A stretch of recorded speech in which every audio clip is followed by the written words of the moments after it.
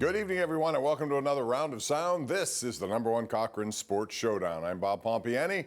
Nice to be with you once again. We have a big show planned. Of course, we're going to talk about the Steelers. They open training camp this week. It's a new era.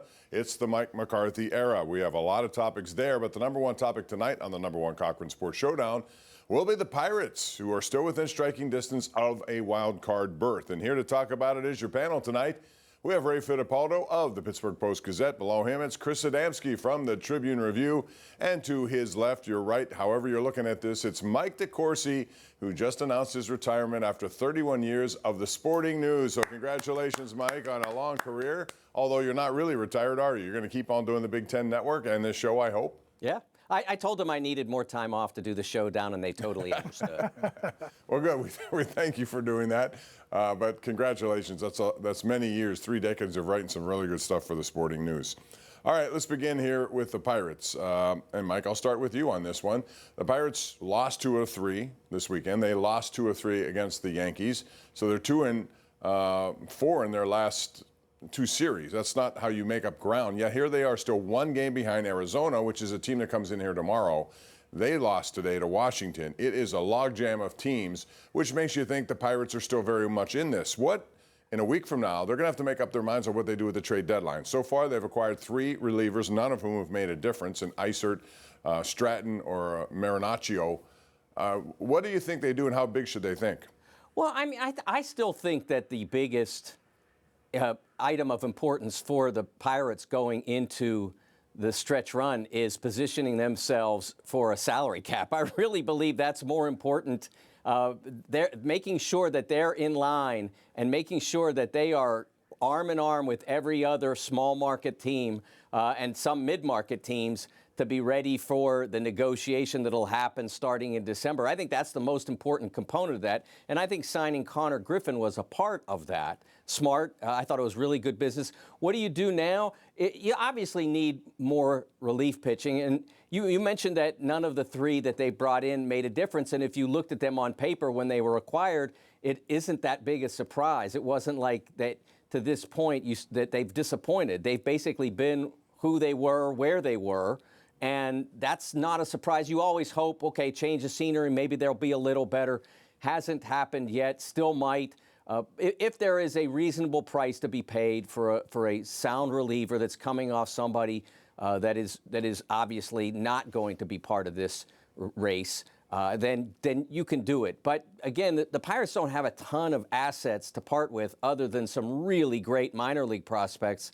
And I'm not sure that they're strong enough relative to this postseason to make it worthwhile to part with the best of those. Oh, I don't know. I think that could be a big chip out there. You know, Chris, a lot of teams have made that kind of move. If you don't want to sacrifice anyone from your roster, what you do is you look at your blue chips, and they have several of them, as Mike alluded to, Seth Hernandez being #1, Edward Florentino being #2, and they have some other guys. Murph Gray's on fire down there. Would you be willing to part with any one of those assets?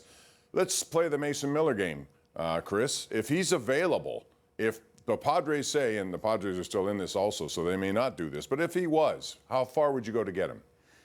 My thought is on a closer, there's probably a reason why the Padres just traded for him last year and they traded for him this year. I know if you go by value, and listen, I know it's their biggest hole. I know he's a local kid. I know he's the best closer in baseball right now. There's a lot of reason to go get him. I just don't know if you believe in Seth Hernandez being a long-term starter for you, a starting pitcher for a relief pitcher. I don't know how that goes. I know the bullpen, by the nature, one of the reasons they're in this mess is bullpens by their nature, year to year, are hard to predict. And I get Mason Miller, you would think would be sort of foolproof from that. I understand that, and you have him for 3 more years. He's definitely intriguing. I just don't know if you want to go and give your top 2 prospects or anything like that, or take on salary. I do think they'll be somewhat aggressive. They've made these subtle moves, sort of shedding money. The Joey Bart trade, you kind of lose his salary there for the rest of the season. They trade away that the 2nd-round pick, which was bonus money, and that's cash. In theory, you can apply that to this year's team. Even if Bob Melton doesn't want to spend any more money, now there's areas they can add payroll to the team. And this is pretty much the Pirates going for it. Now, they're only a couple games over 500. I get it. But the moves they made over this offseason, this is the Pirates version of being all in for this season. So I do think they'll be pretty aggressive in the next week here. Ray, what would you do? Yeah, I mean, the shame of it is, Bob, is they gave away Andy Bednar for almost nothing, and here we are talking about having to shore up the bullpen, a year or two later. So the short answer is yes, I would try to get Mason Miller, but I would not part with Seth Hernandez. That guy is going to be a big part of your future. If you want to give away your number 3, your number 4 prospect, some kind of package there, I would do that. But Seth Hernandez would be off the table for me. But isn't that the case that we've seen here for year after year after year, Mike, that they're constantly kicking it down the road, not willing to trade assets to try to win now? I think most people in this fan base want to see them try to win now. And if that means sacrificing people that you like, so be it. Would you want to do that? No, as I said, I do think that now if they go through the offseason and through the negotiations for the collective bargaining agreement and they get to the other side and there is no salary cap and they haven't done that, then they've blown it. But I think that when you have somebody like Hernandez, he becomes more valuable in a cap system, and you want to protect that, as well as I'm not going to sit here and tell you I know what he is. But you're not the Detroit Tigers of 1984 willing to give up John Smoltz because you can bring in Alexander and maybe win a World Series. That's not where the Pirates are. I mean, they're not taking out the Dodgers. That's just not realistic. And so even in a short series. No, because I would say in a short series with those arms, if they do what you think they can do, you can beat just about any team. Well, I mean, I think it's conceivable, but it's not likely. And then again, you have to then go out and win 2 more series or whatever. And so I just don't think that this team is positioned to do that yet. Can they get to the postseason and maybe be a little bit of a threat? Yes. But I don't think you imperil the future for that. I think my hope is that there will be a cap system after this next collective bargaining agreement and that the future of the Pirates and teams like them will be bright. And I think if Seth Hernandez is what they say he is, then I want him to be a part of that. Yeah, I get that. It's going to be interesting. The trade deadline is August the 3rd. That's coming up just a week from tomorrow. We'll see what the Pirates aim to do. In the meantime, the Steelers open up training camp. When we come back, we're going to talk about some of the issues, and there are many storylines heading into this Mike McCarthy era. Number 1 would be who's going to be the backup quarterback to Aaron Rodgers. We'll delve into that and other stuff as we continue right here on the number 1 Cochran Sports Showdown, Sunday nights on KDKA. All right, we're back talking about the Steelers. They open up camp this week. Players will arrive there on Tuesday. First practice is Wednesday.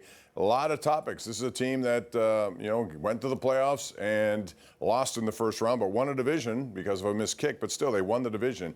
Ray, I want to start with you on this one. When you assess the North, the odds are in favor of Baltimore with Cincinnati behind. Many of these odds makers say the Steelers have a 12.2% chance of making a division championship. Browns are 1%, which I guess you would expect. Is that too low for the Steelers? I think it is. I mean, honestly, that's where they've been the last couple of years, and they continue to defy the odds and find ways not only to get into the playoffs, but even in the years they don't, they're strong contenders. So I think it's going to be the same way this year with Mike McCarthy. I know the Ravens and the Bengals are going to be above them when it comes to the odds. The one thing about those odds you just gave, I would say the Ravens are a little bit more of a heavy favorite than I would expect. I think with Joe Burrow and that offense with Jamar Chase and all those guys, I think the Bengals actually are a little bit undersold there. So I think the Bengals have a chance to maybe overtake the Steelers and the Ravens. But other than that, this is where the Steelers always are. They're always third, and they find a way to work themselves up to first or second. Yeah, they do.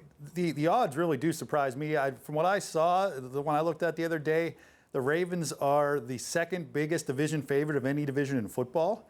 And you could convince me the Ravens could be the favorite. I don't have a huge problem with that. I would pick the Bengals. But if you want to make a case the Ravens are the favorites, I'll listen to that.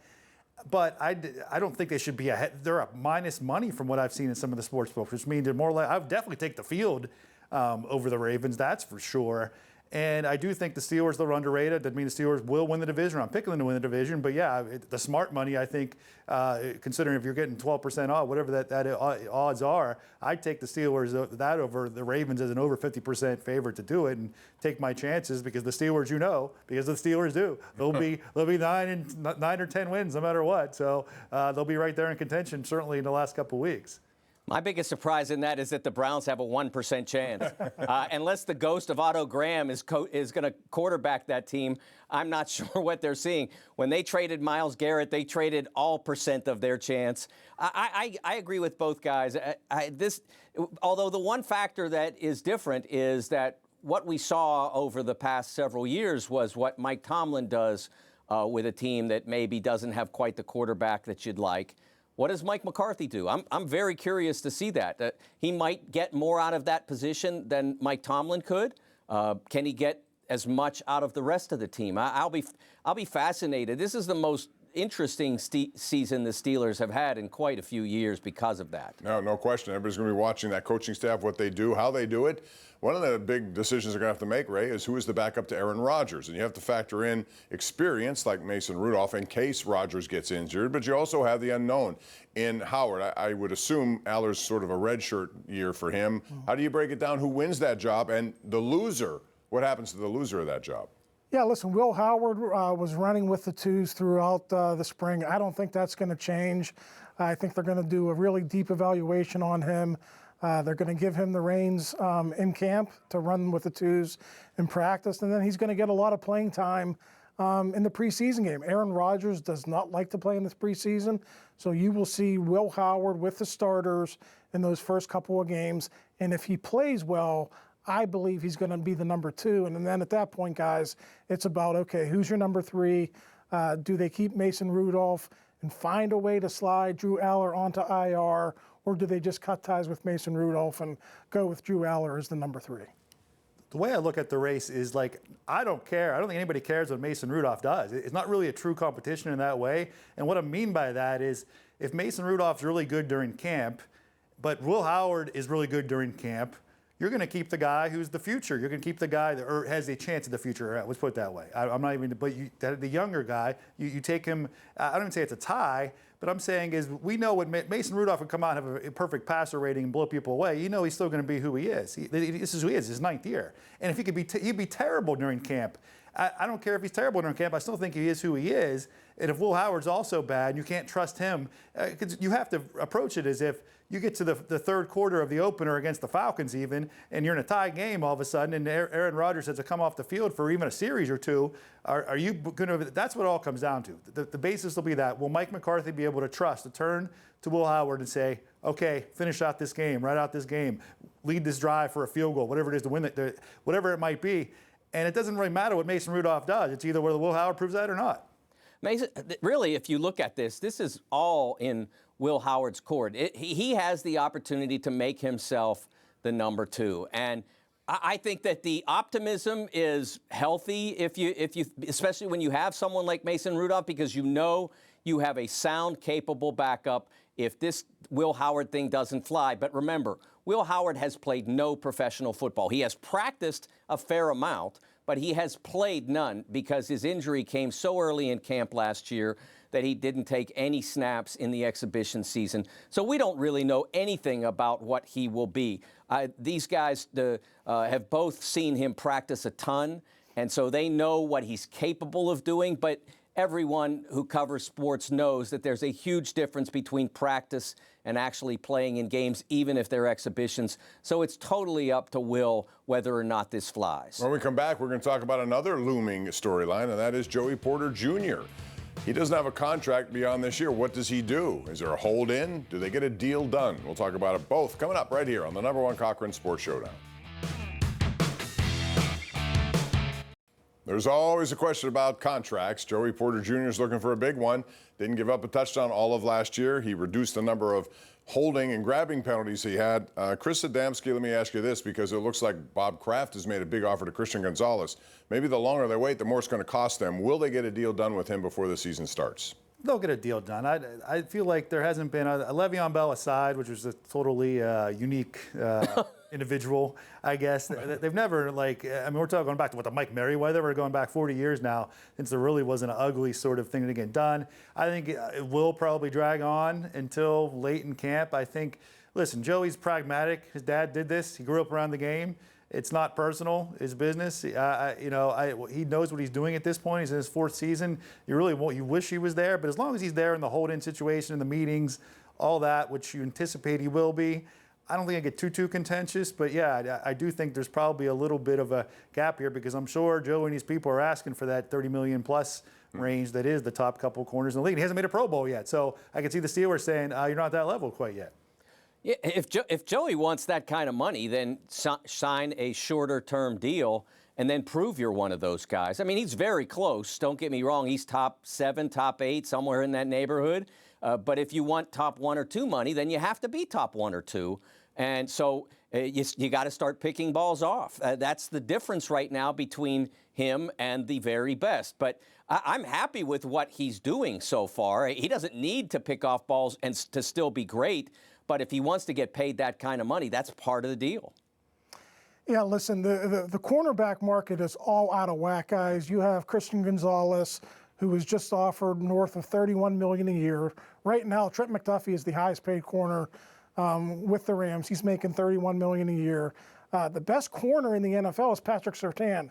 He's making an average of $24 million a year. So I think in the end, I think the Steelers will meet Joey somewhere in the middle. I think it's probably going to be around $25 million a year. And you're right, Mike. He is not at the level of Christian Gonzalez or Devin Witherspoon with the Seahawks.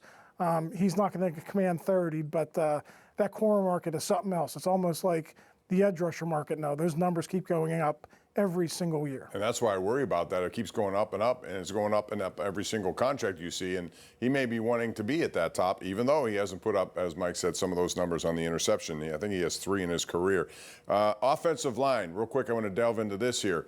And Mike, tell me about your thoughts. They're moving guys from left to right, natural position, specifically Fatanu is going to be a left tackle, and then Mason McCormick at left guard. That opens up the right side. Do you think Iheanacho, the number 1 pick, could supplant or beat out Dylan Cook over there, even though he's not played in the professional ranks? Yeah, I think he absolutely can. I think one of the things that has been overemphasized is that he's new to football. I really don't care how much he played in high school. I don't think that matters. He started 2+ years at Arizona State. The second of his years, the 2024 season, they were playing in the college football playoffs, so he played in big games.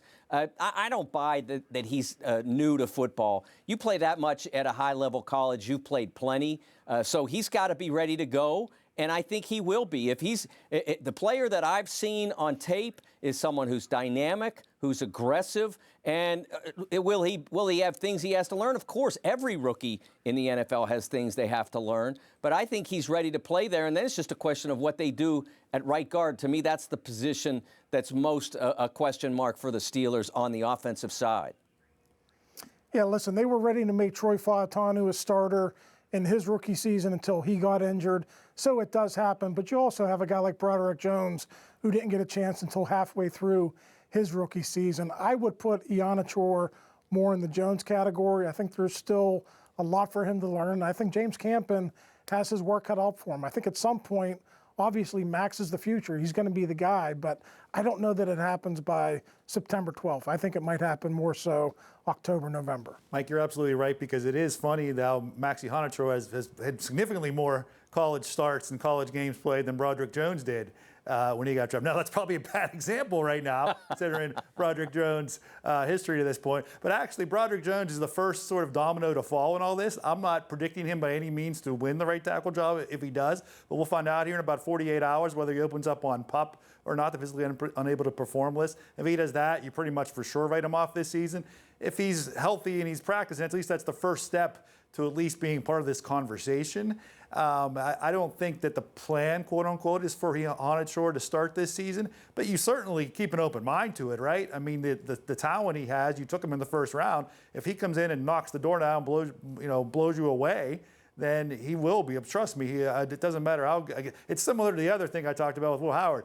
Dylan Cook could have a great camp, but if Maxie Honachor is out there looking like every bit the first-round pick he is, then sorry, Dylan, you won't be starting. We got to take a break. When we come back, we're going to talk about X Factors. Who will be one for the Steelers this year? Somebody we're not talking about who will make a big impact. That's next.